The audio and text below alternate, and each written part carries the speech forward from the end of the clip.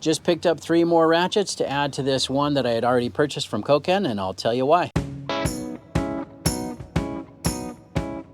Hey, what's up YouTube? Dan the Fix-It Man. Got another quick video here for you. Somehow buying this one Koken ratchet turned into me buying 3 more. I already did a video on this one here. This is the Koken 3725Z. This is the non-quick release, and this is the non-flex 72 tooth. Now the reason I got interested in these Koken tools, I saw a video put out by Project Farm. It's a great video, and he talks about a lot of different brands of ratchets. And one of the things that I really liked about this one is it had very low back drag. It's just super smooth, and that really sparked my interest, and I just thought it would be a good upgrade, a good addition to a lot of the tools that I use. If you've seen any of my other videos, you'll know that I use a lot of the Milwaukee battery powered ratchets, and I really like them, and they go fast and it makes the job quick. But a lot of times you do need to grab a traditional ratchet or socket wrench, and so I still use these quite a bit. You know, I've been doing this for years, so I have probably 20 or 30 ratchets. Of course, I'm going to grab whatever ratchet is appropriate for the job that I'm doing, and that's where I like to have different options, and that's why I added these 3. One of the things that I noticed when I bought this, and I think I said in the other video, I said that I kind of bought this in a hurry. You know, I saw a video, found it, clicked on it, bought it, without really doing a whole lot of research or a whole lot of reading. Number one, I didn't know that this was a non-quick release. My personal preference is the quick release, and that's actually why I picked this one up. You'll see that I also got the flex head version. This has one ball detent in there, little recess where that will catch when it's straight, and doesn't have any other stops or anything like that. Like the Tone ratchet that I did, you saw that it had several little cutouts, and so that ball detent would actually stop at different positions. This does not have any cutouts or stop in any other position, but it's pretty solid. You can see that it's not going to flop around. It's a pretty solid head. This is the 72 tooth, the Z or Z-EAL series, made in Japan. All of the Koken ratchets will also have a part number here on the handle. So this is the 3726ZB. So the 6 is the flex handle. Also has a B after it is because it has a button or the quick release. So let's take this off. I think we can just pry this off here. You can also see that the length on this is exactly the same as the 3725Z. Grab a socket and demonstrate the quick release function. Works just like it should. Now some people, they say they don't like quick release because if you just, you know, bump it or something, the socket falls out. You can see you actually have to push it all the way in, which is not difficult, but without pushing it in, that socket's not going to fall off. Really held in place. Push the button, it comes right off. The other reason I like quick release is a lot of times your hands are greasy, so when using the one that doesn't have the quick release, you might have a harder time pulling that off. The selector here on the back is also different than what I'm used to on most of my ratchets. So if you push it over here to the left, that's going to be to loosen. And over here to the right, that's going to be to tighten. Something that I'm sure I'll get used to when using these. Now, the next one I bought is this one here. The part number of this is 3725ZB-280. 280 millimeters, referring to the length. So that's about 11 inches. You can see it's also the 72 tooth. That's also in the part number. 3725 is indicating that it's not the flex head. But let's pull this one off here, off the tag.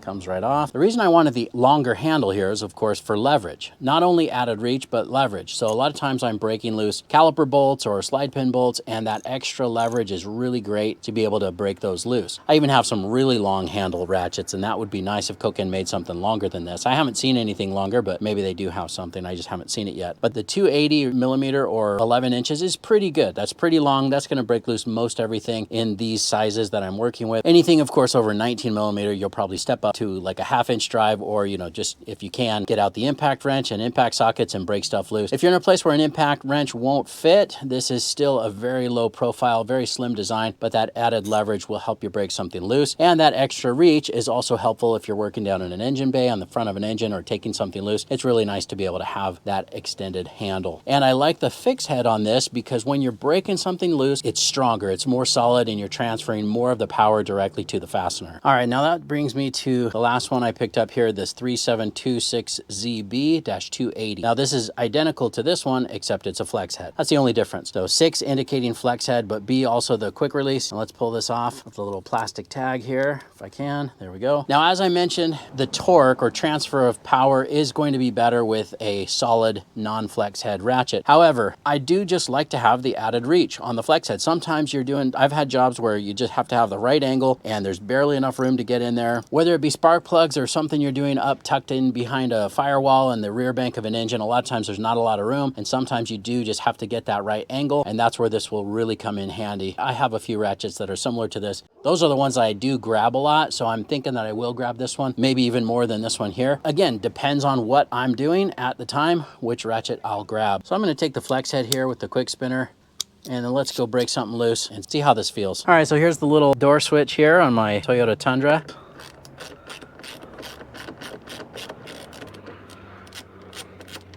It's awesome. So use the thumb spinner until it came loose. There we go. All right, here we got the bracket for the coolant overflow reservoir. Let's just grab the same ratchet here, break that loose.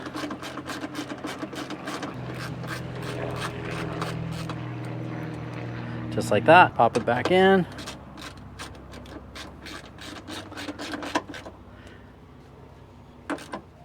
This nice short handle just makes it really easy to swing that ratchet, which I really like. So I'll probably grab this one quite a bit. This little 10mm bolt right here that just kind of holds the strap on this power steering line, that's a good example of why we would want a flex head versus a straight ratchet. See, if I get on that without having to use an extension, I can bring that around without having to hit this plastic cover or remove that, just by having that ratchet bent up a little bit. And then we'll switch real quick between a 10 and a 12. Now you can see that little thermostat housing nut right there, a 12mm. You can see we still have this same line in the way, but that's where the flex head will come in handy.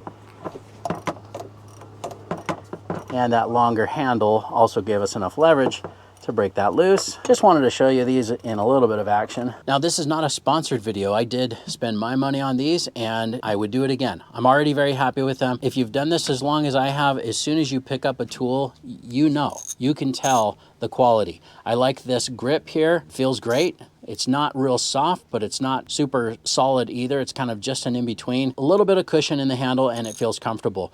But more importantly, that mechanism. That's really what these tools are already known for. They've got a really good reputation. If you've watched any other videos or review videos on Koken tools, especially the ratchets, you will know that these are really hard to beat. I don't think that there's a ratchet that has a smoother mechanism. At least if there is, I haven't picked it up. Now, I know that this is more of just an unboxing and showing you these tools, and I'm sure that you'll see these in action on some future videos when we're doing some actual work. Today, I'm just not doing any work and just thought that I would throw these up here and show you why I picked these ones up. Hopefully, I also shed a little bit of insight on the different types that are available and the different numbers and what they mean. And hopefully that will help you out if you decide to buy any of these. I can see how these will quickly become my favorite ratchets. They feel great, they look great, and that small compact head and the low back drag is really what sold me on these. As soon as I got this one even in my hand, even without the quick release, which again, that's just a personal preference. I know a lot of guys will only use ratchets without a quick release, and some people will only use them with.